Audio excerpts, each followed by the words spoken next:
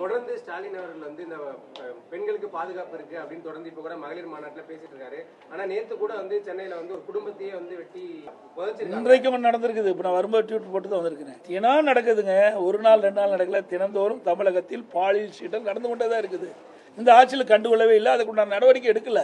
எனக்கு ஸ்டாலின் பேசுறாரு, உங்க பத்திரிகையில் ஊடகம் தானே வருது, அந்த செய்தி வச்சு தான் நாங்கள் சொல்றோம். இன்றைக்கும் நடந்திருக்குதாக செய்தி வந்திருக்குது. செய்தி அடிப்படையில் நான் ட்விட்டர்ல நான் போட்டுக்கிறேன். கூட்டணி பலமாயிடுச்சு உங்க தரப்புல சொல்லப்பட்டாலுமே கூட இது வந்து ஒரு அழுத்தத்தினால சேர்ந்த கூட்டணி அப்படின்னு எதிர்க்கட்சியினர் விமர்சனம் பண்றாங்க. அப்படிதான் ஏங்க கூட்டணி வரலைன்னா கூட்டணி வரலைமாங்க. அப்புறம் 4 மாசத்துக்கு முந்தைய உங்க டிவி பத்திரிகையில் என்ன சொன்னீங்க, எடப்பாடி பழனிசாமி கடையை விரிச்சு வச்சுட்டு இருக்காரு, யாரும் வரலைங்க.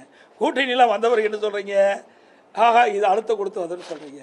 இதெல்லாம் வேண்டுமென்று திட்டமிட்டு எதிர்கட்சிகள் அவதூறு பிரச்சாரத்தை பரப்பிட்டாங்க. ஒன்றும் நடக்காது. தெளிவாக நாங்கள் பேட்டியே கொடுத்துட்டோம்.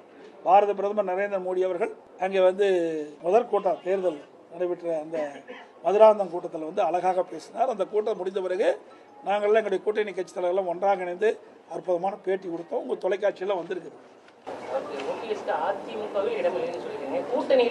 சார். அதெல்லாம் எதை பேசணுமோ அதை தான் பேச முடியும், எல்லாவற்றையும் பேச முடியாது.